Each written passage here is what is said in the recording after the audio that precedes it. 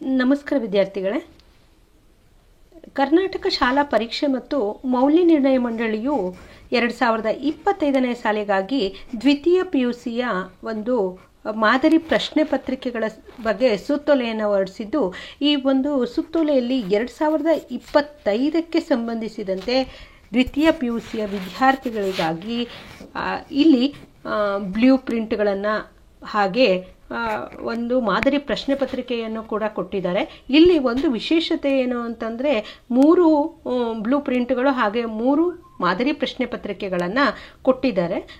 ಈ ರೀತಿಯಾಗಿ ಮಾದರಿ ಪ್ರಶ್ನೆ ಪತ್ರಿಕೆ ನಿಮ್ಮ ಒಂದು ವಾರ್ಷಿಕ ಪರೀಕ್ಷೆಗೆ ನಿಗದಿಪಡಿಸಲಾಗುತ್ತೆ. ನೋಡಿ, ಇಲ್ಲಿ ಕೊಟ್ಟಿದ್ದಾರೆ. Second PUC 2025 subject wise blueprint for model question papers 1. ಹಾಗೆ ಇದು ಬ್ಲೂ ಪ್ರಿಂಟ್ ಆದರೆ ನೆಕ್ಸ್ಟ್ ಇರುವಂಥದ್ದು ಮಾಡೆಲ್ ಕ್ವಶನ್ ಪೇಪರ್ಸು. ಹಾಗೆ ನೆಕ್ಸ್ಟ್ ಇರೋದು ಕೂಡ ಅಷ್ಟೇ second PUC subject blueprint for model question papers 2. ಅಂದರೆ ಎಲ್ಲ ಸಬ್ಜೆಕ್ಟ್ಗಳದನ್ನು ಕೂಡ ಇಲ್ಲಿ ಕೊಡ್ತಾ ಹೋಗಿದ್ದಾರೆ. ಇದು ಮಾಡೆಲ್ ಕ್ವಶನ್ ಪೇಪರ್ 2ದ ಒಂದು ಬ್ಲೂ ಪ್ರಿಂಟ್ ಆದರೆ ನೆಕ್ಸ್ಟ್ ಇರುವಂಥದ್ದು ಮಾಡೆಲ್ ಕ್ವಶನ್ ಪೇಪರ್ 2 ಕೊಟ್ಟಿದ್ದಾರೆ. Next second PUC subject wise blueprint for model question papers 3 ರೀತಿಯಾಗಿ ಬ್ಲೂ ಪ್ರಿಂಟಿನ ಒಂದು ಮಾಡೆಲ್ ಕ್ವಶನ್ ಪೇಪರನ್ನು ಇಲ್ಲಿ ಕೊಡ್ತಾ ಹೋಗಿರುವಂಥದ್ದನ್ನು ನೋಡಬಹುದು. ದ್ವಿತೀಯ PUC ಕನ್ನಡ ಸಂಖ್ಯೆ 01 ಮಾದರಿ ಪ್ರಶ್ನೆ ಪತ್ರಿಕೆ ಸಂಖ್ಯೆ 1 ನೀಲಿ ನಕ್ಷೆ 2024 ಮತ್ತು 25. ಅಂದರೆ ಈ ಒಂದು ದ್ವಿತೀಯ PUC ಕನ್ನಡಕ್ಕೆ ಸಂಬಂಧಿಸಿದಂತೆ ಇರುವಂತಹ ಮಾದರಿ ಪ್ರಶ್ನೆ ಪತ್ರಿಕೆ 1ಕ್ಕೆ ಇಲ್ಲಿ ನೀಲಿ ನಕ್ಷೆಯನ್ನು ಕೊಟ್ಟಿದ್ದಾರೆ. ಹಾಗಿದ್ರೆ ಈ ನೀಲಿ ನಕ್ಷೆ ಏನೆಲ್ಲ ಕೊಟ್ಟಿದ್ದಾರೆ ಅನ್ನುವಂಥದ್ದನ್ನು ನಾವು ಇಲ್ಲಿ ನೋಡ್ತಾ ಹೋಗೋಣ. ನೋಡಿ, ಮೊದಲನೇದಾಗಿ ಕ್ರಮ ಸಂಖ್ಯೆ ಇದೆ, ಹಾಗೆ ವಿಷಯ ಅಂದರೆ ಪದ್ಯನೋ ಅಥವಾ ಗದ್ಯನೋ ಅನ್ನುವಂಥದ್ದು, ಹಾಗೆ ಅವಧಿ ಅಂದರೆ ನಿಮ್ಮ ತರಗತಿಯಲ್ಲಿ ಎಷ್ಟು ಅವಧಿಯನ್ನು ತೆಗೆದುಕೊಂಡು ಆ ಒಂದು ಪದ್ಯ ಇರ್ಬೋದು, ಗದ್ಯ ಇರ್ಬೋದು, ದೀರ್ಘ ಗದ್ಯ ಇರ್ಬೋದು, ಅವುಗಳನ್ನು ನಿಮಗೆ ಬೋಧಿಸಿದ್ದಾರೆ ಅನ್ನುವಂಥದ್ದನ್ನು ಕುರಿತು, ಹಾಗೆ ನಿಗದಿಗೊಳಿಸಿರುವಂತಹ ಅಂಕಗಳು ಅಂದರೆ ನಿಮಗೆ ಎಷ್ಟು ಅಂಕಗಳಿಗೆ ಆ ಒಂದು ಗದ್ಯ, ಪದ್ಯ ಅಥವಾ ದೀರ್ಘ ಗದ್ಯಕ್ಕೆ ಸಂಬಂಧಿಸಿದಂತೆ ಅಥವಾ ಭಾಷಾಭ್ಯಾಸಕ್ಕೆ ಸಂಬಂಧಿಸಿದಂತೆ ಅಂಕಗಳನ್ನು ನೀಡಲಾಗುತ್ತೆ ಅನ್ನುವಂಥದ್ದನ್ನು ಇರ್ಬೋದು. ಹಾಗೆ ಇಲ್ಲಿ ನೋಡಿ, ಯಾವಾಗಲೂ ಕೂಡ ನೀಲಿ ನಕ್ಷೆಯನ್ನು ತಯಾರಿಸುವಾಗ ಸ್ಮರಿಸುವಿಕೆಗೆ ಎಷ್ಟು ಅಂಕಗಳನ್ನು ನಿಗದಿಪಡಿಸಬೇಕು, ಗ್ರಹಿಸುವಿಕೆಗೆ ಹಾಗೆ ಅಪ್ಲೈಡ್ ಅನ್ವಯಿಸುವಂತಹದ್ದು, ಹಾಗೆ ಸೃಜನಾತ್ಮಕತೆ ಅಂದರೆ ನಿಮ್ಮ ಒಂದು ನಾಲೆಡ್ಜಿಂದ ಉತ್ತರಿಸುವಂತಹ ಒಂದು ಪ್ರಶ್ನೆಗಳು, ಒಟ್ಟಾರೆ ಈ ರೀತಿಯಾಗಿ ವಿಭಾಗ ಮಾಡಿರ್ತಾರೆ. ಅದರ ಕೆಳಭಾಗದಲ್ಲಿ ನೋಡಬಹುದು 1, 2, 3, 4 ಅಂತ ಕೊಟ್ಟಿದ್ದಾರೆ. ಅಂದರೆ ಈ ಎಲ್ಲವುಗಳಿಗೂ ಸ್ಮರಿಸುವಿಕೆಗೆ ಇರ್ಬೋದು, ಗ್ರಹಿಸುವಿಕೆಗೆ ಇರ್ಬೋದು, ಅನ್ವಯಿಸುವಿಕೆಗೆ ಮತ್ತು ವಿಶ್ಲೇಷಣೆಗೆ, ಇವೆಲ್ಲವುಗಳಿಗೂ ಅಲ್ಲಿ ಕೊಟ್ಟಿರುವಂತಹ ಸಂಖ್ಯೆ ಏನು ಅಂದರೆ 1 ಅಂದರೆ 1 ಅಂಕಕ್ಕೆ ಸಂಬಂಧಿಸಿರುವಂಥದ್ದು, 2 ಅಂಕ, 3 ಅಂಕ, 4 ಅಂಕ, ಇದೇ ರೀತಿಯಾಗಿ ಇರುವಂಥದ್ದು. ಹಾಗೆ ಇಲ್ಲಿ ನೋಡಿ, ಪದ್ಯ ಭಾಗ 44 ಅವಧಿಗಳು ಅಂದರೆ 44 ಅವಧಿಗಳನ್ನು ತೆಗೆದುಕೊಂಡ್ಬಿಟ್ಟು ನಿಮಗೆ ಪದ್ಯ ಭಾಗವನ್ನು ಬೋಧಿಸಿರ್ತಾರೆ. ಹಾಗಿದ್ರೆ ಈ 44 ಅವಧಿಗೆ ತಗೊಂಡಿರುವಂತಹ ಒಂದು ಬೋಧನೆಯ ಅವಧಿಗೆ ಸಂಬಂಧಿಸಿದಂತೆ ಇಲ್ಲಿ 43 ಅಂಕಗಳನ್ನು ನಿಮಗೆ ನಿಗದಿಪಡಿಸಿರ್ತಾರೆ, ಯಾವುದಕ್ಕೆ? ಪದ್ಯ ಭಾಗಕ್ಕೆ ಸಂಬಂಧಿಸಿದಂತೆ. ಹಾಗಿದ್ರೆ ಮೊದಲನೆಯ ಒಂದು ಪದ್ಯ ನಿಮಗೆ ಕದಡಿದ ಸಲಿಲಂ ತಿಳಿ ಬಂದದೆ ಅನ್ನುವಂಥದ್ದು. ಹಾಗಿದ್ರೆ ಕದಡಿದ ಸಲಿಲಂ ತಿಳಿ ಬಂದದೆ ಅನ್ನುವಂತಹ ಒಂದು ಪದ್ಯಕ್ಕೆ ಸಂಬಂಧಿಸಿದಂತೆ ನಿಮಗೆ ಎಷ್ಟು ಅಂಕವನ್ನು ಆ ಒಂದು ಪ್ರಶ್ನೆ ಪತ್ರಿಕೆಯಲ್ಲಿ ನಿಗದಿಪಡಿಸಿರ್ತಾರೆ ಅಂದರೆ 7 ಅಂಕಗಳಿಗೆ ನಿಮಗೆ ಪ್ರಶ್ನೆ ಪತ್ರಿಕೆಯಲ್ಲಿ ನಿಗದಿಪಡಿಸಿರ್ತಾರೆ. ಹಾಗಿದ್ರೆ ಯಾವ್ಯಾವ ಎಷ್ಟೆಷ್ಟು ಅಂಕಗಳಿಗೆ ಅದರಲ್ಲಿ ಕೇಳ್ತಾರೆ ಅಂತಂದರೆ 1 ಅಂಕದ ಒಂದು ಪ್ರಶ್ನೆಯನ್ನು ಇರುತ್ತೆ, ಹಾಗೆ 2 ಅಂಕದ ಒಂದು ಪ್ರಶ್ನೆ ಇರುತ್ತೆ ಮತ್ತು 4 ಅಂಕದ ಒಂದು ಪ್ರಶ್ನೆ ಇರುತ್ತೆ. ಹಾಗಿದ್ರೆ 4, 2, 6 ಮತ್ತು 1 7 ಅಂಕದ ಪ್ರಶ್ನೆಯನ್ನು ನಿಮಗೆ ನಿಗದಿಪಡಿಸಿರ್ತಾರೆ. ಹಾಗಿದ್ರೆ ಮುಂದಿನ ಒಂದು ಪದ್ಯ ವಚನಗಳಿಗೆ ಸಂಬಂಧಿಸಿದಂತೆ ಈ ವಚನಗಳಿಗೆ ನಿಮಗೆ 5 ಅಂಕಗಳನ್ನು ನಿಗದಿಪಡಿಸಿರ್ತಾರೆ. 5 ಅವಧಿಯನ್ನು ತೆಗೆದುಕೊಂಡು ನಿಮಗೆ ಬೋಧನೆಯನ್ನು ಮಾಡಿರ್ತಾರೆ, ಹಾಗೆ 5 ಅಂಕವನ್ನು ನಿಗದಿಪಡಿಸಿರ್ತಾರೆ. ಇಲ್ಲಿಯೂ ಕೂಡ ಅಷ್ಟೇ 1 ಅಂಕದ ಪ್ರಶ್ನೆ ಒಂದಿರುತ್ತೆ, ಹಾಗೆ 4 ಅಂಕದ ಪ್ರಶ್ನೆ ಒಂದಿರುತ್ತೆ. ಹಂಗಿದ್ರೆ 4 + 1 5 ಅಂಕದ ಪ್ರಶ್ನೆ. ಹಾಗೆ ಮುಂದಿನದು ಇನ್ನೂ ಹುಟ್ಟದೇ ಇರಲಿ ನಾರಿಯರೆನ್ನುವಲು ಅನ್ನುವಂತಹ ಒಂದು ಪದ್ಯ. ನೋಡಿ, ಇಲ್ಲಿ ನೀವು ಗಮನಿಸ್ತಾ ಇರಬಹುದು, ಕದಡಿದ ಸಲಿಲಂ ತಿಳಿ ಬಂದದೆ ಅನ್ನುವಂತಹ ಪದ್ಯವನ್ನು ಕೂಡ 7 ಅಂಕಕ್ಕೆ ನಿಗದಿಪಡಿಸಿದ್ದಾರೆ. ಹಾಗೆ ಇನ್ನೂ ಹುಟ್ಟದೇ ಇರಲಿ ನಾರಿಯರೆನ್ನುವಲು ಅನ್ನುವಂತಹ ಒಂದು ಪದ್ಯವನ್ನು ಕೂಡ 7 ಅಂಕಕ್ಕೆ ನಿಗದಿಪಡಿಸಿರ್ತಾರೆ. ಅಂದರೆ ಈ ಒಂದು ಪದ್ಯಗಳಲ್ಲಿಯೇ ನಿಮಗೆ ಹೆಚ್ಚು ವೇಟೇಜ್ ಇರುವಂತಹದ್ದು ಈ ಒಂದು 2 ಪದ್ಯಗಳಿಗೆ. ಇದನ್ನು ನೀವು ಹೆಚ್ಚಿಗೆ ಅಭ್ಯಾಸವನ್ನು ಮಾಡಬೇಕು. ಹಾಗೆ ಇಲ್ಲಿ ಇನ್ನೂ ಹುಟ್ಟದೇ ಇರುವಂಥ ಪದ್ಯದಲ್ಲಿ 2 ಅಂಕದ ಒಂದು ಪ್ರಶ್ನೆ ಇರುತ್ತೆ, ಹಾಗೆ 4 ಅಂಕದ ಒಂದು ಪ್ರಶ್ನೆ, ಹಾಗೆ 1 ಅಂಕದ ಒಂದು ಪ್ರಶ್ನೆ. ಹಾಗಿದ್ರೆ 4, 2, 6 ಮತ್ತು ಇಲ್ಲಿ 1 ಅಂಕದ ಪ್ರಶ್ನೆಗೆ ಅದು ಒಂದು 7, ಒಟ್ಟಾರೆ 7 ಅಂಕ ಇರುತ್ತೆ. ಅದು ಯಾವ ರೀತಿಯಾಗಿ ವಿಶ್ಲೇಷಣಾತ್ಮಕಕ್ಕೆ ಪ್ರಶ್ನೆಯನ್ನು ಕೇಳ್ತಾರೆ ಅನ್ನೋಂಥದ್ದು ಮುಂದಿನ ಒಂದು ಪ್ರಶ್ನೆ ಪತ್ರಿಕೆಯಲ್ಲೇ ನೋಡ್ತಾ ನಾವು ತಿಳ್ಕೊಳ್ಳೋಣಂತೆ. ಮುಂದಿನದು ಪಗೆಯಂ ಬಾಲಕನೆಂಬನೆ ಅನ್ನುವಂಥದ್ದು ಇದೆ. ಈ ಒಂದು ಪದ್ಯಕ್ಕೆ ಸಂಬಂಧಿಸಿದಂತೆ 4 ಅಂಕವನ್ನು ನಿಗದಿಪಡಿಸಿರ್ತಾರೆ. ಅದು ಕೂಡ ಅಷ್ಟೇ, ಇಲ್ಲಿ 4 ಅಂಕದ ಒಂದು ಪ್ರಶ್ನೆಯನ್ನು ಕೇಳಿರ್ತಾರೆ. ಇದು ಕೂಡ ನಿಮ್ಮ ಸೃಜನಾತ್ಮಕತೆಗೆ ಸಂಬಂಧಿಸಿದಂತಹ ಒಂದು ಪ್ರಶ್ನೆ. ಅಂದರೆ ಅದು ಒಂದು ರೀತಿಯಾಗಿ ಅಪ್ಲೈಡ್ ಕ್ವಶನ್ ರೀತಿಯಲ್ಲಿ ಕೊಟ್ಟಿರ್ತಾರೆ. ಹಾಗೆ ಮುಂದಿನದು ಜಾಲಿಯ ಮರದಂತೆ ಅನ್ನುವಂತಹ ಪದ್ಯ. ಈ ಜಾಲಿಯ ಮರದಂತೆ ಅನ್ನುವಂತಹ ಪದ್ಯಕ್ಕೆ 2 ಅಂಕವನ್ನು ನಿಗದಿಪಡಿಸಿರ್ತಾರೆ. ಇಲ್ಲಿ 1 ಅಂಕದ ಪ್ರಶ್ನೆಗಳನ್ನೇ 2 ಕೊಟ್ಟಿರ್ತಾರೆ. ಹಾಗೆ ಮುಂದಿನದು ಅಬ್ಬಲ್ಲಿಯವರ ರಸಬಳ್ಳಿ ಅನ್ನುವಂಥದ್ದು. ಅಬ್ಬಲ್ಲಿಯವರ ರಸಬಳ್ಳಿ ಅನ್ನುವಂಥದ್ದನ್ನು 3 ಅಂಕ ನಿಗದಿಪಡಿಸಿರ್ತಾರೆ. 3 ಅಂಕದ ಒಂದು ಪ್ರಶ್ನೆ ಇರುತ್ತೆ. ನಿಮಗೆ ಗೊತ್ತಿದೆ, 3 ಅಂಕದ ಪ್ರಶ್ನೆ ಅಂದರೆ ಸಂದರ್ಭವನ್ನು ಬರೆದು ಸ್ವಾರಸ್ಯವನ್ನು ವಿವರಿಸಿ ಅಂತ ಕೇಳಿದರೆ ಅದು 3 ಅಂಕದ ಪ್ರಶ್ನೆ ಆಗಿರುತ್ತೆ. ಹಾಗೆ ಮುಂದಿನದು ಬೆಳಗು ಜಾವ ಅನ್ನುವಂತಹ ಪದ್ಯ. ಈ ಬೆಳಗು ಜಾವ ಅನ್ನುವಂತಹ ಪದ್ಯಕ್ಕೆ 3 ಅಂಕವನ್ನು ನಿಗದಿಪಡಿಸಿರ್ತಾರೆ. ಇಲ್ಲಿ 1 ಅಂಕದ ಒಂದು ಪ್ರಶ್ನೆ ಇರುತ್ತೆ, ಹಾಗೆ 2 ಅಂಕದ ಒಂದು ಪ್ರಶ್ನೆಯನ್ನು ಕೂಡ ಕೊಟ್ಟಿರ್ತಾರೆ. ಒಟ್ಟಾರೆ ಇಲ್ಲಿ 3 ಅಂಕ ಇರುತ್ತೆ ಅಂತ ಹೇಳಿದರೆ 2 ಅಂಕ 1 ಮತ್ತು ಇದು 1, 2, 1, 3 ಆಗುತ್ತೆ. ಹಾಗೆ ಮುಂಬೈ ಜಾತಕ ಅನ್ನುವಂತಹ ಪದ್ಯಕ್ಕೆ 4 ಅಂಕವನ್ನು ನಿಗದಿಪಡಿಸಿರ್ತಾರೆ. 4 ಅಂಕದ ಪ್ರಶ್ನೆ ಅಂತಂದರೆ ಇಲ್ಲಿ ನೋಡಿ, ಒಂದು ಸ್ಟಾರನ್ನು ಕೊಟ್ಟಿದ್ದಾರೆ. ಹಾಗೆ ಇಲ್ಲಿ 3 ಅಂಕದ ಒಂದು ಪ್ರಶ್ನೆಯನ್ನು ಕೇಳಿದ್ದಾರೆ. ನೋಡಿ, ಇಲ್ಲಿ ಸ್ಟಾರ್ ಅನ್ನುವಂಥದ್ದಕ್ಕೆ ಮುಂದೆ ವಿವರಣೆಯನ್ನು ಕೊಟ್ಟಿದ್ದಾರೆ. ಅಂದರೆ ಇದು ಹೊಂದಿಸಿ ಬರಿಗೆ ಸಂಬಂಧಿಸಿರುವಂಥದ್ದು ಅಂತ ಅರ್ಥ. ಅಂದರೆ ಹೊಂದಿಸಿ ಬರೆಯಿರಿ 1 ಅಂಕ. ಹಾಗೆ ಇಲ್ಲಿ 3 ಅಂಕದ ಒಂದು ಪ್ರಶ್ನೆ ಅಂದರೆ 3 + 1 4 ಅಂಕ ಆಗುತ್ತೆ. ಹಾಗೆ ಶಿಲುಬೆ ಏರಿದ್ದಾನೆ ಅನ್ನುವಂತಹ ಒಂದು ಪದ್ಯವನ್ನು ನೋಡೋದಾದರೆ, ಈ ಶಿಲುಬೆ ಏರಿದ್ದಾನೆ ಪದ್ಯವನ್ನು 3 ಅಂಕಗಳಿಗೆ ನಿಗದಿಪಡಿಸಿರ್ತಾರೆ. ಆಗಲೇ ಹೇಳಿದೆ ನಿಮಗೆ, ಸ್ಟಾರ್ ಮಾರ್ಕ್ ಅಂದರೆ ಹೊಂದಿಸಿ ಬರೆಯಿರಿ ಅನ್ನುವಂಥದ್ದು 1 ಅಂಕಕ್ಕೆ ಇರುತ್ತೆ. ಹಾಗೆ ಮುಂದೆ 2 ಅಂಕದ ಒಂದು ಪ್ರಶ್ನೆಯನ್ನು ಕೊಟ್ಟಿರ್ತಾರೆ. 2 + 1 3. ಹಾಗೆ ಮುಂದಿನದು ಒಂದು ಹೂ ಹೆಚ್ಚಿಗೆ ಇಡುತ್ತೇನೆ ಅನ್ನುವಂತಹ ಒಂದು ಪದ್ಯಕ್ಕೆ ಸಂಬಂಧಿಸಿರುವಂಥದ್ದು. ಈ ಒಂದು ಹೂ ಹೆಚ್ಚಿಗೆ ಇಡುತ್ತೇನೆ ಅನ್ನುವಂತಹ ಪದ್ಯಕ್ಕೆ 3 ಅಂಕವನ್ನು ನಿಗದಿಪಡಿಸಿರ್ತಾರೆ. ಈ 3 ಅಂಕಗಳಲ್ಲಿ 3 ಅಂಕದ ಒಂದು ಪ್ರಶ್ನೆಯನ್ನು ಕೇಳಲಾಗುತ್ತೆ. ಅಂದರೆ ಸಂದರ್ಭವನ್ನು ವಿವರಿಸಿ ಸ್ವಾರಸ್ಯವನ್ನು ಬರೆಯುವಂತಹದ್ದಕ್ಕೆ 3 ಅಂಕ ಇರುತ್ತೆ. ಹಾಗೆ ಮುಂದಿನ ಒಂದು ಪದ್ಯ ಹತ್ತಿ ಚಿತ್ತ ಮತ್ತು ಅನ್ನುವಂತಹದ್ದು. ಇದಕ್ಕೆ ಕೇವಲ 1 ಅಂಕ ಮಾತ್ರ ನಿಗದಿಪಡಿಸಿರ್ತಾರೆ. ಅದು ಕೂಡ ಹೊಂದಿಸಿ ಬರೆಯಿರಿ ಆಗಿರುತ್ತೆ.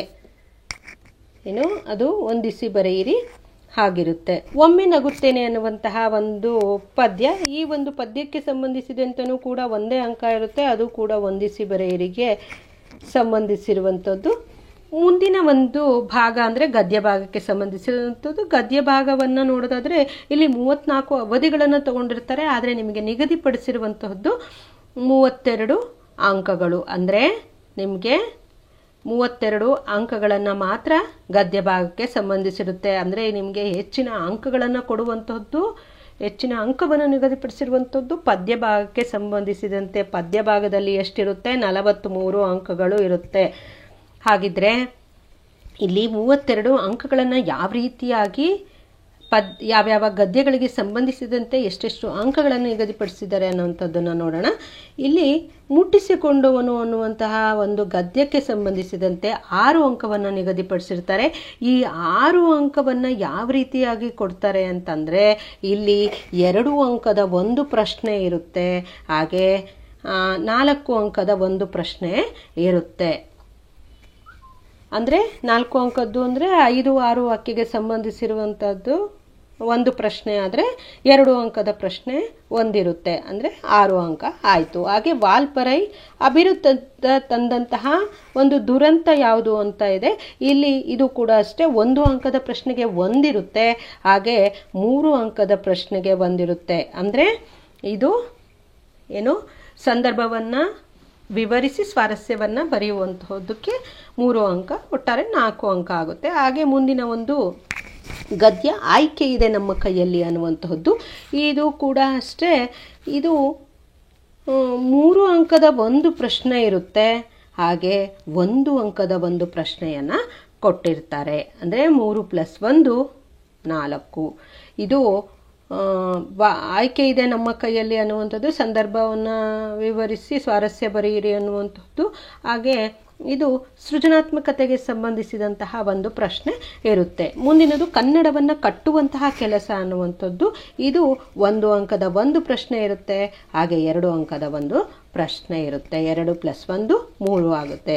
ಮುಂದಿನದು ದಣಿಗಳ ಬೆಳ್ಳಿ ಲೋಟ ಅನ್ನುವಂತಹ ಒಂದು ಗದ್ಯಕ್ಕೆ ಸಂಬಂಧಿಸಿರುವಂಥದ್ದು. ಇದು 5 ಅಂಕಗಳಿಗೆ ಸಂಬಂಧಿಸಿರುತ್ತೆ. ಈ 5 ಅಂಕಗಳಿಗೆ ಪ್ರಶ್ನೆಯನ್ನು ಯಾವ ರೀತಿಯಾಗಿ ಕೇಳ್ತಾರೆ ಅಂದರೆ 1 ಅಂಕಕ್ಕೆ 1 ಕೇಳ್ತಾರೆ, ಹಾಗೆ 4 ಅಂಕದ ಪ್ರಶ್ನೆ ಅಂದರೆ 5, 6 ವಾಕ್ಯಗಳಲ್ಲಿ ಉತ್ತರಿಸುವಂಥದ್ದು ಒಂದಿರುತ್ತೆ.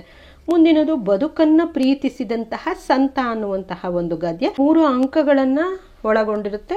ಅದರಲ್ಲಿ 1 ಅಂಕದ ಒಂದು ಪ್ರಶ್ನೆ, ಹಾಗೆ 2 ಅಂಕದ ಒಂದು ಪ್ರಶ್ನೆ, ಅಂದರೆ 2 + 1 3 ಅಂಕಗಳು ಇರುತ್ತೆ.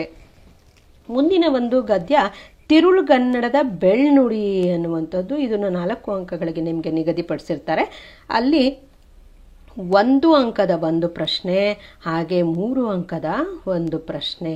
ಮುಂದಿನದು ಹಳ್ಳಿಯ ಚಹಾ ಹೋಟೆಲ್ಗಳು ಅನ್ನುವಂಥದ್ದು. ಇದು 3 ಅಂಕಗಳಿಗೆ ನಿಗದಿಪಡಿಸಿರ್ತಾರೆ.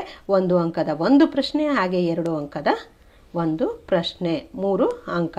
ಹಾಗೆ ಒಟ್ಟಾರೆ ಗದ್ಯಕ್ಕೆ ಸಂಬಂಧಿಸಿದಂತೆ 32 ಅಂಕಗಳು ಇತ್ತು. ಮುಂದಿರುವಂಥದ್ದು ದೀರ್ಘ ಗದ್ಯಕ್ಕೆ ಸಂಬಂಧಿಸಿರುವಂಥದ್ದು.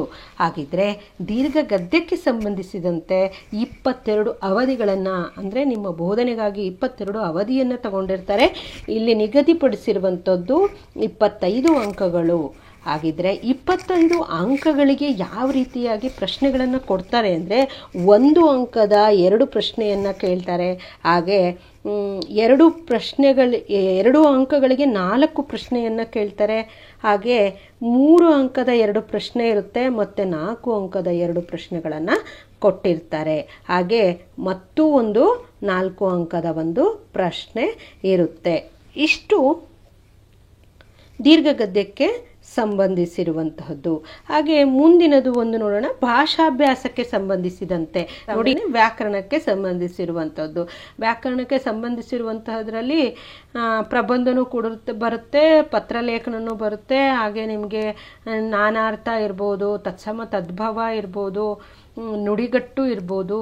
ಇವೆಲ್ಲವುಗಳನ್ನು ವಿಭಕ್ತಿ ಪ್ರತ್ಯಯ ಇವೆಲ್ಲವುಗಳನ್ನು ಭಾಷಾಭ್ಯಾಸದಲ್ಲಿ ಒಳಗೊಂಡಿರುತ್ತೆ. ಒಟ್ಟಾರೆಯಾಗಿ ನಿಮಗೆ ಕೊಟ್ಟಿರುವಂತಹದ್ದು ಅಂದರೆ ನಿಮಗೆ ಚಾಯ್ಸಿಗೆ ಎಲ್ಲ ಸೇರಿಸಿ ಕೊಟ್ಟಿರುವಂಥದ್ದು 120 ಅಂಕಗಳಿಗೆ ಇರುತ್ತೆ. ಆದರೆ ಕೊಟ್ಟಿರುವಂತಹ ಪ್ರಶ್ನೆಗಳು 52 ಆಗಿರುತ್ತೆ. ಆದರೆ ನೀವು ಉತ್ತರಿಸಬೇಕಾಗಿರುವಂತಹ ಪ್ರಶ್ನೆಗಳ ಸಂಖ್ಯೆ 38. ಇಷ್ಟು ಒಂದು ನೀಲಿ ನಕ್ಷೆಯ ಅಂಕಗಳ ವಿಂಗಡಣೆಯಾಗಿತ್ತು. ಹಾಗೆ ಇಲ್ಲಿ ಕೊಟ್ಟಿದ್ದಾರೆ ದ್ವಿತೀಯ PUC ಕನ್ನಡ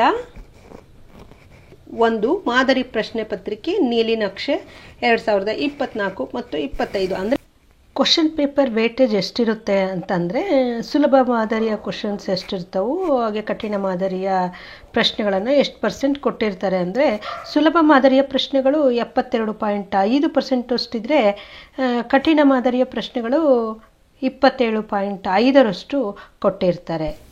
ನೋಡಿ, ಇಲ್ಲಿ 1 ಅಂಕದ ಪ್ರಶ್ನೆಗಳಿಗೆ 15 1 + 4 ಅಂತ ಇದೆ. ಅಂದರೆ ಒಟ್ಟಾರೆ 20 ಅಂಕಗಳು ಇರುತ್ತೆ ಕೊಟ್ಟಿರುವಂತಹ ಪ್ರಶ್ನೆಗಳು. ಹಾಗೆ ಉತ್ತರಿಸಬೇಕಾಗಿರೋದು ಕೂಡ 20 ಅಂಕಗಳಿಗೆ. ಒಟ್ಟು ಅಂಕಗಳನ್ನು ಕೂಡ 20 ಇರುತ್ತೆ. ಉತ್ತರಿಸಬೇಕಾಗಿದ್ದಂಥದ್ದು ಅಂದರೆ ಇರುವಂತಹ ಅಂಕಗಳು 20 ಇರುತ್ತೆ. ಇನ್ನು 2 ಅಂಕದ ಪ್ರಶ್ನೆಗಳು 18 ಇರುತ್ತೆ. ಹಾಗೆ ಉತ್ತರಿಸಬೇಕಾದಂಥದ್ದು 12ಕ್ಕೆ 12 ಪ್ರಶ್ನೆಗಳಿಗೆ ಉತ್ತರಿಸಬೇಕಾಗಿರುತ್ತೆ. ಅದಕ್ಕೆ ಒಟ್ಟು ಅಂಕಗಳು 36 ಇರುತ್ತೆ. ಆದರೆ 12 2 ಅಂದರೆ 12 ಪ್ರಶ್ನೆಗೆ ಉತ್ತರಿಸಿದರೆ 2 ಅಂಕದ ಪ್ರಶ್ನೆಗಳಲ್ಲ, 12 × 2 24 ಅಂಕಗಳು. ಹಾಗೆ 3 ಅಂಕದ ಪ್ರಶ್ನೆಗಳನ್ನು ನೋಡೋದಾದರೆ ಅಲ್ಲಿ 3 ಅಂಕದ ಪ್ರಶ್ನೆಗಳನ್ನು 8 ಕೊಟ್ಟಿರ್ತಾರೆ. ನೀವು ಉತ್ತರಿಸಬೇಕಾಗಿರೋದು ಕೇವಲ 4ಕ್ಕೆ ಮಾತ್ರ. ಅಂದರೆ 8ಕ್ಕೆ ಅಂದರೆ 24 ಒಟ್ಟು ಅಂಕಗಳು ಇರುತ್ತೆ. ಆದರೆ ನೀವು ಉತ್ತರಿಸಬೇಕಾಗಿರೋದು ಕೇವಲ 4ಕ್ಕೆ ಆಗಿರೋದ್ರಿಂದ 4 3 12 ಅಂಕಗಳು ಆಗುತ್ತೆ. ಹಾಗೆ 4 ಅಂಕದ ಪ್ರಶ್ನೆಗಳನ್ನು ನೋಡೋದಾದರೆ ನಿಮಗೆ 10 ಪ್ರಶ್ನೆಗಳನ್ನು ಒಟ್ಟಾರೆಯಾಗಿ ಕೊಟ್ಟಿರ್ತಾರೆ. ನೀವು ಉತ್ತರಿಸಬೇಕಾಗಿರೋದು 6ಕ್ಕೆ ಮಾತ್ರ. ಅಂದರೆ ಇಲ್ಲಿ 10ಕ್ಕೆ ಅಂದರೆ 40 ಅಂಕಗಳು ಇರುತ್ತೆ. ಆದರೆ ನೀವು 6 ಪ್ರಶ್ನೆಗಳಿಗೆ ಮಾತ್ರ ಉತ್ತರಿಸಬೇಕಾಗಿರೋದ್ರಿಂದ 4 24 ಅಂಕಗಳು. ಅಂದರೆ ಒಟ್ಟಾರೆಯಾಗಿ 80 ಅಂಕಗಳು ನಿಮ್ಮ ಪರೀಕ್ಷೆಗೆ ನಿಗದಿಯಾಗಿರುತ್ತೆ. ನೋಡಿ, ಇಲ್ಲಿ ಕರ್ನಾಟಕ ಸರ್ಕಾರ, ಕರ್ನಾಟಕ ಶಾಲಾ ಪರೀಕ್ಷೆ ಮತ್ತು ಮೌಲ್ಯ ನಿರ್ಣಯ ಮಂಡಳಿ ಮಾದರಿ ಪ್ರಶ್ನೆ ಪತ್ರಿಕೆ 1. ನಾವು ಹಿಂದೆ ಬ್ಲೂ ಪ್ರಿಂಟನ್ನು ನೋಡಿದ್ವಿ. ಯಾವುದು ಮಾದರಿ ಪ್ರಶ್ನೆ ಪತ್ರಿಕೆ 1ಕ್ಕೆ ಸಂಬಂಧಿಸಿದಂತೆ ಬ್ಲೂ ಪ್ರಿಂಟನ್ನು ನೋಡಿದ್ವಿ. ಅದೇ ರೀತಿಯಾಗಿ ಇಲ್ಲಿ ಆ ಮಾದರಿಯಲ್ಲಿಯೇ ಪ್ರಶ್ನೆ ಪತ್ರಿಕೆಯನ್ನು ಕೊಡಲಾಗಿದೆ. ಇಲ್ಲಿ ನೋಡಿ, ಮೊದಲಿಗೆ ತರಗತಿ ದ್ವಿತೀಯ PUC, ವಿಷಯ ಯಾವುದು? ಕನ್ನಡ 1. ಸಮಯ ಎಷ್ಟಿರುತ್ತೆ? 3 ಗಂಟೆ. ಇದನ್ನು ನೀವು ಗಮನಿಸಬೇಕು. ನಿಮಗೆ ಮೊದಲು 3 ಗಂಟೆ 15 ನಿಮಿಷಗಳು ನೀವು ಪರೀಕ್ಷೆಯನ್ನು ಬರೀತಾ ಇದ್ರು ದ್ವಿತೀಯ PUCಯ ವಿದ್ಯಾರ್ಥಿಗಳು. ಯಾಕೆ ಅಂದರೆ ಹಿಂದಿನ ವರ್ಷವನ್ನು ಬಿಟ್ಟು ಅದರ ಹಿಂದಿನ ವರ್ಷಗಳಲ್ಲೆಲ್ಲ 100 ಅಂಕಗಳಿಗೆ ಬರೀತಾ ಇದ್ರು. ಆದರೆ ಹಿಂದಿನ ವರ್ಷ ಮಾತ್ರ, ಅಂದರೆ ಹಿಂದೆ ಹೋಯ್ತಲ್ಲ 23 ಮತ್ತು 24ನೆಯ ಒಂದು ಸಾಲಿನಲ್ಲಿ ಕೇವಲ 80 ಅಂಕಗಳಿಗೆ ಉತ್ತರಿಸಿರೋದ್ರಿಂದ ಆ 80 ಅಂಕಗಳಿಗೆ ಸಂಬಂಧಿಸಿದಂತೆ ಹೋದ ವರ್ಷವೂ ಕೂಡ 3 ಗಂಟೆ 15 ನಿಮಿಷವನ್ನು ನಿಗದಿಪಡಿಸಿದ್ರು. ಆದರೆ ಆ ಸಮಯಕ್ಕೆ ತಕ್ಕಂತೆ ಅಂಕವನ್ನು ನಿಗದಿಪಡಿಸಿರೋದ್ರಿಂದ ನಿಮಗೆ ಈ ವರ್ಷದಿಂದ 3 ಗಂಟೆ ಮಾತ್ರ ನಿಗದಿಪಡಿಸಿರ್ತಾರೆ. ಇಷ್ಟು.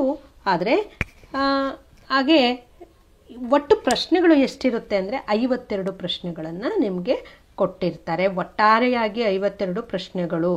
ಇಲ್ಲಿ ಮೊದಲಿಗೆ ಒಂದು ಇನ್ಸ್ಟ್ರಕ್ಷನನ್ನು ಕೊಟ್ಟಿದ್ದಾರೆ, ಸೂಚನೆ. ಆ ವಿಭಾಗದಲ್ಲಿನ ಪ್ರಶ್ನೆಗಳಿಗೆ ಪ್ರಥಮವಾಗಿ ಬರೆದ ಉತ್ತರಗಳನ್ನು ಮಾತ್ರವೇ ಮೌಲ್ಯಮಾಪನದಲ್ಲಿ ಪರಿಗಣಿಸಲಾಗುವುದು. ಏನು ಅರ್ಥ ಮಾಡ್ಕೊತಿದ್ದೀರಾ ನೀವು ಇಲ್ಲಿ ಅಂತಂದರೆ, ಆ ಮೇನ್ನಲ್ಲಿ ಇಲ್ಲಿ ಮೊದಲಿಗೆ ಆ ವಿಭಾಗದಲ್ಲಿ ಏನು ಕೊಟ್ಟಿದ್ದಾರೆ? ಬಹು ಆಯ್ಕೆಯ ಪ್ರಶ್ನೆಗಳು ಮೊದಲಿಗಿರುತ್ತೆ. ಅದಾದ ಮೇಲೆ ಫಿಲ್ ಇನ್ ದ ಬ್ಲ್ಯಾಂಕ್ಸ್ ಇರುತ್ತೆ, ಮತ್ತು ಹೊಂದಿಸಿ ಬರೆಯಿರಿ ಇರುತ್ತೆ. ನೀವು ಉತ್ತರಗಳನ್ನು ಅನುಮಾನವಾಗಿ ಅದು ಇರಬಹುದು ಇದು ಇರಬಹುದು ಅಂತಂದು ಒಂದನ್ನು ಬರೆಯೋ ಬದಲು 2 ಬರೆದು ಇಟ್ಬಿಟ್ರೆ ನಿಮಗೆ ಅಂಕವನ್ನು ಕೊಡೋದಿಲ್ಲ. ಯಾವುದನ್ನು ಫಸ್ಟಿಗೆ ಉತ್ತರಿಸಿರ್ತಿರೋ ಹಂಗಂದರೆ ಮಾತ್ರ ಅವರು ನಿಮಗೆ ಅಂಕಗಳನ್ನು ಕೊಡ್ತಾರೆ. ನಿಮ್ಮ ಉತ್ತರ ಮೊದಲಿನದು ಸರಿ ಇದ್ದರೂ ಕೂಡ ನೀವು 2 ಉತ್ತರಗಳನ್ನು ಬರೆದಿದ್ರೆ ಅವರು ನಿಮಗೆ 1 ಅಂಕ, ಯಾವುದು ಕರೆಕ್ಟ್ ಇದ್ದರೂ ಕೂಡ 2 ಉತ್ತರ ಬರೆದ್ರೆ ಅವರಿಗೆ ನಿಮಗೆ ಯಾವುದೇ ಅಂಕವನ್ನು ಕೊಡೋದಿಲ್ಲ ಅನ್ನುವಂಥದ್ದು ಮೊದಲನೆಯ ಇನ್ಸ್ಟ್ರಕ್ಷನ್. ಇದನ್ನು ನೀವು ಗಮನದಲ್ಲಿ ಇರಿಸ್ಕೋಬೇಕು. ನೋಡಿ, ಮೊದಲನೇ ಮೇನಲ್ಲಿ ಈ ಕೆಳಗಿನ ಪ್ರಶ್ನೆಗಳಿಗೆ ನೀಡಿರುವಂತಹ ಉತ್ತರಗಳಲ್ಲಿ ಸರಿಯಾದದನ್ನು ಆರಿಸಿ ಬರೆಯಿರಿ ಅಂತ ಕೊಟ್ಟಿದ್ದಾರೆ. ಅಂದರೆ ಇದು ಮಲ್ಟಿಪಲ್ ಚಾಯ್ಸ್ ಕ್ವಶನ್ಸು. ಇಲ್ಲಿ 10 ಪ್ರಶ್ನೆಗಳು ಬಹು ಆಯ್ಕೆಯ ಪ್ರಶ್ನೆಗಳು ಆಗಿರುತ್ತೆ. ನೋಡಿ, ಇಲ್ಲಿ ಗಮನಿಸಿ, ಇಲ್ಲಿ 3ನೆಯ ಒಂದು ಪ್ರಶ್ನೆಯನ್ನು ಕೊಟ್ಟಿದ್ದಾರೆ. ಇದೂ ಕೂಡ ಹೆಣ್ಣು ಹರಿಬಕ್ಕೊಸುಗವೇ ತಮ್ಮಣ್ಣನಾಜ್ಞೆಯ ಮೀರಿ ಕುಂತಿಯ ಚಿನ್ನ ಬದುಕಿದನೆಂದು ನುಡಿವರು ಕುಜನರಾದವರು. ಈ ಪದ್ಯಭಾಗದಲ್ಲಿ ಬರುವಂತಹ ಕುಂತಿಯ ಚಿನ್ನ ಯಾರು ಅನ್ನುವಂಥದ್ದು, ಇದನ್ನು ನೀವು ಯೋಚಿಸಿ ಬರೆಯುವಂತಹದ್ದು ಅಪ್ಲೈಡ್ ಕ್ವಶನ್ಸು ಅಂತ. ಇದನ್ನೊಂದು ಗಮನಿಸಿಬಿಟ್ಟು ನೀವು ಸರಿಯಾಗಿ ಅರ್ಥೈಸ್ಕೊಂಡು ಉತ್ತರವನ್ನು ಬರಿಬೇಕಾಗುತ್ತೆ. ಹಾಗೆ 6ನೆಯದು ಕೂಡ ಅಷ್ಟೇ. ಇಲ್ಲಿ ಮೂಲೆ ಮನೆ ಮುದ್ದೇಗೌಡರಿಗೂ ಮೂತ್ರಪಿಂಡದ ಕಲ್ಲಾಗಿತ್ತು ಎಂದು ತಿಳಿದಾಗ ಅವರ ಮನೆಗೂ ಹೋದೆ. ಈಗದೇನು ದೊಡ್ಡ ಆಪರೇಷನ್ ಅಲ್ಲ ಅಮ್ಮ, ನಾನು 4 ಬಾರಿ ಮಾಡಿಸ್ಕೊಂಡಿದ್ದೇನೆ ಎಂದು ಅಂಗಿ ಎತ್ತಿ ತೋರಿಸಿದರು. ಈ ಸಾಲುಗಳಲ್ಲಿ ಮುದ್ದೇಗೌಡರಿಗೆ ಮೂತ್ರಪಿಂಡದ ಕಲ್ಲಿನ ನಿರ್ವಹಣೆ ಬಗ್ಗೆ ಇರುವ ಅಭಿಪ್ರಾಯವೇನು ಅನ್ನುವಂಥದ್ದು. ಇದು ಕೂಡ ಅಷ್ಟೇ. ಇದು ಅಪ್ಲೈಡ್ ಕ್ವಶನ್ಸ್. ನೀವು ಅವಾಗಲೇ ನೋಡಿದ್ರಲ್ಲ, ಮೌಲ್ಯಮಾಪನದಲ್ಲಿ ಸೃಜನಾತ್ಮಕತೆಗೆ ವಿಶ್ಲೇಷಣೆಗೆ ಸಂಬಂಧಿಸಿರುವಂತಹ ಒಂದು ಪ್ರಶ್ನೆಯನ್ನು ಒಂದು ಅಂಕಗೆ ಪ್ರಶ್ನೆಗಳನ್ನು ಕೇಳಿದ್ರಲ್ಲ, ಅದಕ್ಕೆ ಸಂಬಂಧಿಸಿದಂತೆ ಈ ಒಂದು ಗದ್ಯಕ್ಕೆ ಒಂದು ಪದ್ಯಕ್ಕೆ ಸಂಬಂಧಿಸಿದಂತೆ ಕೇಳಲಾಗಿರುತ್ತೆ. ಹಾಗೆ ಮುಂದಿನದು ಇಲ್ಲಿ ಇನ್ನೂ ಒಂದು 10ನೇ ಪ್ರಶ್ನೆ ಇದೆ. ಏನು ಸ್ವಾಮಿ ಸಾಯೋದಕ್ಕೆ ಹೆದರೋವ ನಾವು ಅಂತ ತಿಳ್ಕೊಂಡ್ರ ಲೈನ್ಮನ್ ಕೆಲಸಕ್ಕೆ ಸೇರಿದ ಮೇಲೆ ಪ್ರಾಣದಾಸೆ ಇಟ್ಕೊಂಡ್ರೆ ಆಗುತ್ತೆ? ನಮ್ಮ ಡಿಪಾರ್ಟ್ಮೆಂಟ್ ಲೈನ್ಮೆನ್ಗಳು ಯಾರಾದರೂ ಈವರೆಗೆ ಸರ್ವಿಸ್ ಮುಗಿಸಿ ರಿಟೈರ್ ಆಗಿರೋದನ್ನು ನೋಡಿದ್ದೀರಾ? ಲೈನ್ಮೆನ್ ದುರ್ಗಪ್ಪನ ಮಾತು ಆತನ ಕೆಲಸದ ಬಗ್ಗೆ ಏನನ್ನು ಸೂಚಿಸುತ್ತದೆ ಅನ್ನುವಂಥದ್ದು. ನೋಡಿ, ಇದನ್ನು ಕೂಡ ಯೋಚಿಸಿ ಸರಿಯಾಗಿ ಉತ್ತರವನ್ನು ಬರೀಬೇಕಾಗುತ್ತೆ. ಇದು ಕೂಡ ಅಪ್ಲೈಡ್ ಕ್ವಶನ್ಸು, ಅಂದರೆ ಪದ್ಯಕ್ಕೆ ಸಂಬಂಧಿಸಿದಂತೆ ಒಂದು ಪ್ರಶ್ನೆ ಇರುತ್ತೆ, ವಿಶ್ಲೇಷಣಾತ್ಮಕ ಅಥವಾ ಸೃಜನಾತ್ಮಕತೆಗೆ ಸಂಬಂಧಿಸಿದಂತೆ 1 ಅಂಕದ ಪ್ರಶ್ನೆ. ಹಾಗೆ ದೀರ್ಘ ಗದ್ಯಕ್ಕೆ ಸಂಬಂಧಿಸಿದಂತೆಯೂ ಕೂಡ ಅಂದರೆ ಒಟ್ಟಾರೆ 1 ಅಂಕಕ್ಕೆ ಸಂಬಂಧಿಸಿದಂತೆ ನಿಮಗೆ ಸೃಜನಾತ್ಮಕತೆಗೆ 3 ಅಂಕದ ಪ್ರಶ್ನೆ, ಅಂದರೆ 3 ಅಂಕಗಳನ್ನು ಕೊಟ್ಟಿರ್ತಾರೆ. ಅಂದರೆ ಒಂದೊಂದು ಪದ್ಯಕ್ಕೆ 1, ಗದ್ಯಕ್ಕೆ 1, ಹಾಗೆ ದೀರ್ಘ ಗದ್ಯಕ್ಕೆ 1 ಆಗಿರುತ್ತೆ. ಮುಂದಿನದು ನಲ್ಲಿ ಇರುವಂಥದ್ದು ಬಿಟ್ಟ ಸ್ಥಳಗಳಿಗೆ ಆವರಣದಲ್ಲಿ ಕೊಟ್ಟಿರುವ ಉತ್ತರಗಳಲ್ಲಿ ಸೂಕ್ತವಾದದನ್ನು ಆರಿಸಿ ಬರೆಯಿರಿ ಅಂತ ಇದೆ. ಇದು 5 ಅಂಕಗಳಿಗೆ ನಿಗದಿಪಡಿಸಿರ್ತಾರೆ. ಒಂದೊಂದಕ್ಕೆ ನೀವು ಉತ್ತರಿಸಿದ್ರೆ 1 ಅಂಕ ಇರುತ್ತೆ. ಹಾಗೆ ಈ ಮುಂದಿನದು ಹೊಂದಿಸಿ ಬರೆಯಿರಿ ಅಂತ ಇದೆ. ಈ ಹೊಂದಿಸಿ ಬರೆಯಿರಿ ಏನು ಅಂದರೆ, ಸಾಮಾನ್ಯವಾಗಿ ಇಲ್ಲಿ ಪದ್ಯದ ಹೆಸರು, ಹಾಗೆ ಆ ಪದ್ಯ ಇರುವಂತಹ ಕೃತಿಯ ಹೆಸರು ಇರ್ಬೋದು, ಕವಿಯ ಹೆಸರು, ಹಾಗೆ ಆ ವಚನಕಾರರು ಹಾಗೂ ವಚನಕಾರರ ಅಂಕಿತ ನಾಮ, ಹಾಗೆ ಆ ಪದ್ಯಗಳ ಹೆಸರುಗಳನ್ನು ಕೊಟ್ಬಿಟ್ಟು ಅದು ವಚನದಲ್ಲಿದೆಯೋ, ಷಟ್ಪದಿಯಲ್ಲಿದೆಯೋ, ಅಥವಾ ಕೀರ್ತನೆಗಳು, ತ್ರಿಪದಿಗಳು ಅಥವಾ ಶತಕಗಳು ಅಂತಲೂ ಕೂಡ ಕೇಳ್ಬೋದು ಅಂತ ಹೇಳ್ತಾರೆ. ಹಾಗೆ ಅದಲ್ಲದೆ ಆ ಪದ್ಯದ ಹೆಸರು, ಕೃತಿ, ಕವಿ ಪರಿಚಯ ಇವುಗಳನ್ನೇ ಆ ಹೊಂದಿಸಿ ಬರೆಯಲಿಯಲ್ಲಿ ಕೊಟ್ಟಿರ್ತಾರೆ. ಹಾಗೆ ಮುಂದಿನದು ಆ ವಿಭಾಗಕ್ಕೆ ಸಂಬಂಧಿಸಿರುವಂಥದ್ದು. ಆ ವಿಭಾಗದಲ್ಲಿ ನೋಡಿ, ಇಲ್ಲಿ ನೀವು 3 ಪ್ರಶ್ನೆಗಳಿಗೆ ಉತ್ತರಿಸಬೇಕಾಗುತ್ತೆ. ಇದು ಪದ್ಯಗಳಿಗೆ ಸಂಬಂಧಿಸಿರುವಂತಹ ಒಂದು ಪ್ರಶ್ನೆಗಳಾಗಿರುತ್ತೆ. 2 ಅಂಕದ ಪ್ರಶ್ನೆಗಳು. ನೀವು ಕೇವಲ ಎಷ್ಟು 3ಕ್ಕೆ ಮಾತ್ರ ಉತ್ತರಿಸಬೇಕು. ಅಂದರೆ 3 6 4 ಪ್ರಶ್ನೆಗಳನ್ನು ಕೊಟ್ಟಿರ್ತಾರೆ ಆಯ್ಕೆಗಾಗಿ. ಅದರಲ್ಲಿ ನೀವು 3ಅನ್ನು ಆಯ್ಕೆ ಮಾಡಿಕೊಂಡು ಬರಿಬೇಕಾಗುತ್ತೆ. ಒಟ್ಟು 6 ಅಂಕ ಇರುತ್ತೆ. ಇದು ಪದ್ಯಕ್ಕೆ ಸಂಬಂಧಿಸಿದ್ದಾದರೆ, ಮುಂದಿನದು ಗದ್ಯಕ್ಕೆ ಸಂಬಂಧಿಸಿರುವಂಥದ್ದು. ನೆಕ್ಸ್ಟು ಅಲ್ಲಿ ಬರುವಂಥದ್ದು, ಇಲ್ಲಿಯೂ ಕೂಡ ಅಷ್ಟೇ 4 ಪ್ರಶ್ನೆಗಳನ್ನು ಕೊಟ್ಟಿರ್ತಾರೆ. ಇಲ್ಲಿ ಕೇವಲ ನೀವು 2 ಮಾತ್ರ ಆಯ್ಕೆ ಮಾಡ್ಕೊಂಡ್ಬಿಟ್ಟು ಬರೀಬೇಕು. 2 4 ಅಂಕ ಇರುತ್ತೆ. ಹಾಗೆ ಮುಂದಿನದು ಯಾವುದಾದರೂ 3 ಪ್ರಶ್ನೆಗಳಿಗೆ 2-3 ವಾಕ್ಯಗಳಲ್ಲಿ ಉತ್ತರಿಸಿ ಅಂತ ಇದೆ. ಇದು ದೀರ್ಘ ಗದ್ಯಕ್ಕೆ ಸಂಬಂಧಿಸಿರುವಂಥದ್ದು. ಈ ದೀರ್ಘ ಗದ್ಯಕ್ಕೆ ಸಂಬಂಧಿಸಿದಂತೆ ಇಲ್ಲಿಯೂ ಕೂಡ ಅಷ್ಟೇ 4 ಪ್ರಶ್ನೆಗಳನ್ನು ಕೊಟ್ಟಿರ್ತಾರೆ. ಅದರಲ್ಲಿ ನೀವು ಆಯ್ಕೆ ಮಾಡ್ಕೊಂಡ್ಬಿಟ್ಟು 3ಕ್ಕೆ ಮಾತ್ರ ಬರೀಬೇಕಾಗುತ್ತೆ. ಇಲ್ಲಿಯೂ ಕೂಡ ಅಷ್ಟೇ 3ಕ್ಕೆ ಬರೆದ್ರೆ ಒಂದೊಂದಕ್ಕೆ 2 ಅಂಕ ಅಂತಂದರೆ ಒಟ್ಟಾರೆ 6 ಅಂಕ ಆಗುತ್ತೆ. ಹಾಗೆ ಮುಂದಿನದು ಈ ವಿಭಾಗಕ್ಕೆ ಸಂಬಂಧಿಸಿರುವಂಥದ್ದು. ಯಾವುದಾದರೂ 2 ವಾಕ್ಯಗಳ ಸಂದರ್ಭವನ್ನು ಸೂಚಿಸಿ ಸ್ವಾರಸ್ಯವನ್ನು ವಿವರಿಸಿ. ಸಂದರ್ಭ ಅಂತಂದ್ರೆ ಅಂಕಗಳಿಗೆ ಸಂಬಂಧಿಸಿರುವಂಥದ್ದು. ಇಲ್ಲಿ 3 ಕೊಟ್ಟಿದ್ದಾರೆ ಸಂದರ್ಭದ ವಾಕ್ಯಗಳನ್ನು. ನೀವು ಯಾವುದಾದ್ರೂ 2 ಆಯ್ಕೆ ಮಾಡ್ಕೊಂಡ್ಬಿಟ್ಟು ಬರೀಬೇಕಾಗುತ್ತೆ. 2 3 6 ಅಂಕ ಆಗುತ್ತೆ. ಹಾಗೆ ಮುಂದಿನದು ಇದು ಪದ್ಯಕ್ಕೆ ಸಂಬಂಧಿಸಿರುವಂಥದ್ದು. ಮುಂದಿನದು ಯಾವುದಾದರೂ 1 ವಾಕ್ಯದ ಸಂದರ್ಭವನ್ನು ಸೂಚಿಸಿ ಸ್ವಾರಸ್ಯವನ್ನು ಬರೆಯಿರಿ ಅಂತ ಕೇಳಿದರೆ, ಇಲ್ಲಿ ಯಾವುದಾದ್ರೂ 1ಕ್ಕೆ ಮಾತ್ರ ನೀವು ಉತ್ತರಿಸಬೇಕಾಗುತ್ತೆ. 3 ಪ್ರಶ್ನೆಗಳನ್ನು ಕೊಟ್ಟಿದ್ದಾರೆ. ಇವು ಗದ್ಯಗಳಿಗೆ ಸಂಬಂಧಿಸಿದಂತಹ ಸಂದರ್ಭದ ವಾಕ್ಯಗಳು. ಮುಂದಿನದು ಯಾವುದಾದರೂ 1 ವಾಕ್ಯದ ಸಂದರ್ಭವನ್ನು ಸೂಚಿಸಿ ಸ್ವಾರಸ್ಯವನ್ನು ಬರೆಯಿರಿ ಅಂತ ಇದೆ. ಇದು ಹೊರಗಡೆಯಿಂದ ಎಕ್ಸ್ಪೋರ್ಟ್ ಆದವು. ನೋಡಿ, ಇವು ದೀರ್ಘ ಗದ್ಯಕ್ಕೆ ಸಂಬಂಧಿಸಿರುವಂತಹವು. ಇದು ಏನು ಅಂದರೆ 1ಕ್ಕೆ ಮಾತ್ರ ಉತ್ತರಿಸಬೇಕು. 2 ಕೊಟ್ಟಿದ್ದಾರೆ, ಅದರಲ್ಲಿ 1ಕ್ಕೆ ಮಾತ್ರ ಉತ್ತರಿಸಬೇಕಾಗುತ್ತೆ. ಮುಂದಿನದು ಈ ವಿಭಾಗಕ್ಕೆ ಸಂಬಂಧಿಸಿರುವಂಥದ್ದು. ಯಾವುದಾದರೂ 2 ಪ್ರಶ್ನೆಗಳಿಗೆ 5-6 ವಾಕ್ಯಗಳಲ್ಲಿ ಉತ್ತರಿಸಿ ಅಂತ ಕೇಳಿದ್ದಾರೆ. ಇಲ್ಲಿ 2 ಪ್ರಶ್ನೆಗಳಿಗೆ ಮಾತ್ರ ಉತ್ತರಿಸಬೇಕಾಗುತ್ತೆ. ಇಲ್ಲಿ 4 ಪ್ರಶ್ನೆಗಳನ್ನು ಕೊಟ್ಟಿದ್ದಾರೆ. ಅಂದರೆ ಆಯ್ಕೆ ಮಾಡ್ಕೊಂಡ್ಬಿಟ್ಟು ಕೇವಲ 2ಕ್ಕೆ ಮಾತ್ರ ಉತ್ತರಿಸಬೇಕಾಗುತ್ತೆ. ಇಲ್ಲಿ ಸಾಮಾನ್ಯವಾಗಿ ನೇರವಾದಂತಹ ಪ್ರಶ್ನೆಗಳು 3 ನೇರವಾದಂತಹ ಪ್ರಶ್ನೆಗಳು ಇದೆ. ಆದರೆ ಇಲ್ಲಿ ನೋಡಿ 4ನೇದು ಕೊಟ್ಟಿದ್ದಾರಲ್ಲ, ಅದು ಒಂದು ಪದ್ಯ ಭಾಗವನ್ನು ಕೊಟ್ಬಿಟ್ಟು ಅದನ್ನು ಅರ್ಥೈಸ್ಕೊಂಡ್ಬಿಟ್ಟು ನೀವು ಬರಿಬೇಕಾಗುತ್ತೆ.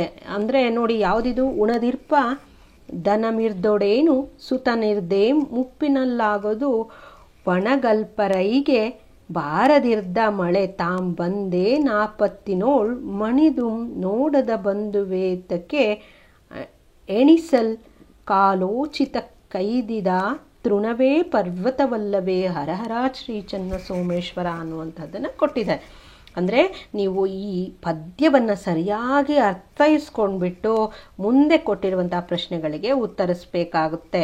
ನೋಡಿ, 1 ಅಂಕದ ಒಂದು ಪ್ರಶ್ನೆ, ಇಲ್ಲಿ ಕೂಡ 1 ಅಂಕದ ಬೆಳೆಗೆ ಮಳೆ ಯಾವಾಗ ಇದು 1 ಅಂಕ. ಹಾಗೆ ಪದ್ಯದ ಕವಿಯ ಅಂಕಿತ ಯಾವುದು ಅಂತ ಕೇಳಿದರೆ ಅದಕ್ಕೂ ಕೂಡ 1 ಅಂಕ ಇರುತ್ತೆ ಅನ್ನುವಂಥದ್ದನ್ನು ಗಮನಿಸಿ ಓದ್ಬಿಟ್ಟು ಅರ್ಥೈಸ್ಬೇಕಾಗುತ್ತೆ. ನೋಡಿಲಿ, ಸಮಯೋಚಿತಕ್ಕಾದ ಹುಲ್ಲು ಕಡ್ಡಿಯೂ ಕೂಡ ಪರ್ವತಕ್ಕೆ ಸಮಾನ ಎಂದು ಹೇಳಿಕೆಯನ್ನು ಸಮರ್ಥಿಸಿ ಅಂತ ಕೇಳಿದರೆ 2 ಅಂಕಕ್ಕೆ ಆ ಒಂದು ಪ್ರಶ್ನೆಗೆ ಉತ್ತರಿಸಬೇಕಾಗುತ್ತೆ.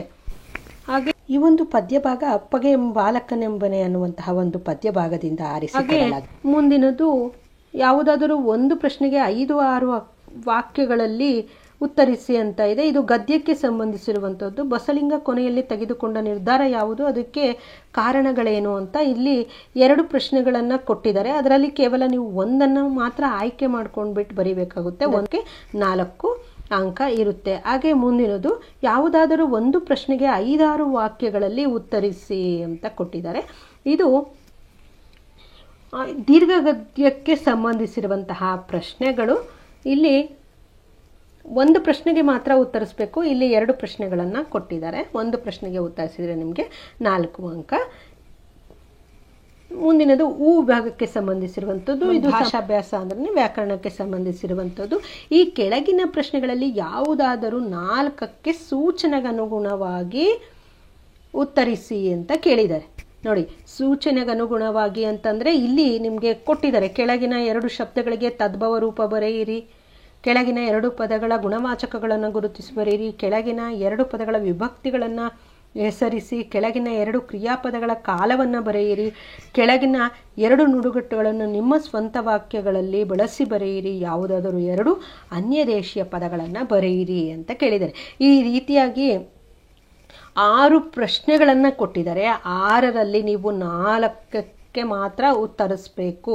4ರಲ್ಲಿಯೂ ಕೂಡ ನಿಮಗೆ ಏನು ಆ ಪ್ರಶ್ನೆಗಳಲ್ಲಿಯೇ ನೋಡಿ, ಈ ಕೆಳಗಿನ 2 ಶಬ್ದಗಳಿಗೆ ತದ್ಭವ ರೂಪ ಬರೆಯಿರಿ ಅಂತ ಕೇಳಿದರೆ ಅದರಲ್ಲಿ ಕೇವಲ 2ಕ್ಕೆ ಮಾತ್ರ ಉತ್ತರಿಸಿ ಅಂತ ಕೇಳಿದ್ದಾರೆ. ಆದರೆ ನೀವು ಆದಷ್ಟು ಎಲ್ಲವಕ್ಕೂ ಕೂಡ ಅಂದರೆ ಕೊಟ್ಟಿರುವಂಥದ್ದೇ 3ಕ್ಕೂ ಕೂಡ ಉತ್ತರವನ್ನು ಬರೆಯೋದಕ್ಕೆ ಪ್ರಯತ್ನಿಸಿ. ಯಾಕೆ ಅಂದರೆ ಆ 3ರಲ್ಲಿ ಒಂದು ನಿಮ್ಮದು ತಪ್ಪಾಗಿತ್ತು ಅಂದರೆ ಅಲ್ಲಿ ನೀವು ಯಾವುದು ಸರಿ ಇರುತ್ತೋ ಅದಕ್ಕೆ ಅಂಕವನ್ನು ಕೊಡುವಂತಹ ಸಂಭವ ಇರುತ್ತೆ. ಸೊ ಅದಕ್ಕಾಗಿ ನೀವು 3ಕ್ಕೂ ಉತ್ತರಿಸಿ. ಒಟ್ಟಾರೆಯಾಗಿ ನೀವು ಏನು ಇಲ್ಲಿ 4ಕ್ಕೆ ಉತ್ತರಿಸಬೇಕಾಗುತ್ತೆ. 4ಕ್ಕೆ ಮಾತ್ರ ಉತ್ತರಿಸಬೇಕಾಗುತ್ತೆ. ಇಷ್ಟು ಭಾಷಾಭ್ಯಾಸದಲ್ಲಿ ಬರುವಂಥದ್ದು 8 ಅಂಕಕ್ಕಾದರೆ ಮುಂದಿನ ಯಾವುದಾದರೂ ಒಂದು ವಿಷಯವನ್ನು ಕುರಿತು ಪ್ರಬಂಧವನ್ನು ಬರೆಯಿರಿ ಅಂತ ಕೇಳಿದ್ದಾರೆ. ವಿದ್ಯಾರ್ಥಿ ಜೀವನದಲ್ಲಿ ಸಾಂಸ್ಕೃತಿಕ ಚಟುವಟಿಕೆಗಳ ಮಹತ್ವ ಯಾವುದು ಅನ್ನುವಂಥದ್ದು 51ನೆಯ ಪ್ರಶ್ನೆ. ಅಥವಾ ಪ್ಯಾರಿಸ್ ಒಲಿಂಪಿಕ್ಸ್ನಲ್ಲಿ ಭಾರತೀಯ ಕ್ರೀಡಾಪಟುಗಳ ಸಾಧನೆ ಏನು? ಇದರಲ್ಲಿ 2ರಲ್ಲಿ ಯಾವುದಾದ್ರೂ ಒಂದನ್ನು ಆಯ್ಕೆ ಮಾಡ್ಕೊಂಡ್ಬಿಟ್ಟು ನೀವು ಉತ್ತರಿಸಿದರೆ ನಿಮಗೆ 4 ಅಂಕ ಇರುತ್ತೆ. ಹಾಗೆ ಮುಂದಿನದು ಒಂದು ಕೊಟ್ಟಿದ್ದಾರೆ. ಯಾವುದಾದ್ರೂ ಒಂದು ವಿಷಯವನ್ನು ಕುರಿತು ಪತ್ರ ಬರೆಯಿರಿ ಅಂತ ಕೇಳಿದ್ದಾರೆ. ಈ ಒಂದು ಪತ್ರಕ್ಕೆ 4 ಅಂಕ ಇರುತ್ತೆ. ಒಂದು ವ್ಯಾವಹಾರಿಕ ಪತ್ರ ಇರುತ್ತೆ, ಒಂದು ವೈಯಕ್ತಿಕ ಪತ್ರ ಇರುತ್ತೆ. ಈ ವೈಯಕ್ತಿಕ ಮತ್ತು ವ್ಯವಹಾರ ಪತ್ರಿಕೆಗಳಲ್ಲಿ ಈ ಸಲ ಒಂದು ಸ್ವಲ್ಪ ಡಿಫ್ರೆಂಟ್ ಕೊಟ್ಟಿದ್ದಾರೆ. ಏನು ಅಂದರೆ, ಮೊದಲು ನಿಮಗೆ ಪತ್ರ ಲೇಖನವನ್ನು ಬರೀಬೇಕಾದ್ರೆ ಯಾವುದೇ ಹೆಸರನ್ನು ಮೆನ್ಷನ್ ಮಾಡಬೇಡ್ರಿ, ನಿಮ್ಮ ಹೆಸರು ಅಥವಾ ಊರಿನ ಹೆಸರುಗಳನ್ನು ಮೆನ್ಷನ್ ಮಾಡಬೇಡ್ರಿ ಅಂತ ಇನ್ಸ್ಟ್ರಕ್ಷನನ್ನು ಕೊಡ್ತಾ ಇದ್ರು. ಆದರೆ ಇಲ್ಲಿ ಕೊಟ್ಬಿಟ್ಟಿದ್ದಾರೆ. ಮೋಹನ ಸುನಂದ ದ್ವಿತೀಯ PUC ಮದರ್ ತೆರೇಸಾ ಪದವಿ ಪೂರ್ವ ಕಾಲೇಜು, ಜಗಳೂರು, ದಾವಣಗೆರೆ. ಈ ವಿಳಾಸದಲ್ಲಿರುವ ನೀವೆಂದು ಭಾವಿಸಿ ರಾಜಶೇಖರ, ಕಾರಂತ ರಸ್ತೆ, ಲಕ್ಷ್ಮೀಪುರ, ಬ್ರಹ್ಮಾವರ ತಾಲೂಕು, ಉಡುಪಿ ಜಿಲ್ಲೆ. ಈ ವಿಳಾಸದಲ್ಲಿ ವಾಸವಿರುವ ನಿಮ್ಮ ತಂದೆಗೆ ಪ್ರವಾಸಕ್ಕೆ ಹೋಗಲು ಹಣ ಮತ್ತು ಅನುಮತಿಯನ್ನು ಕೋರಿ ಪತ್ರ ಬರೆಯಿರಿ ಅಂತ ಇದೆ.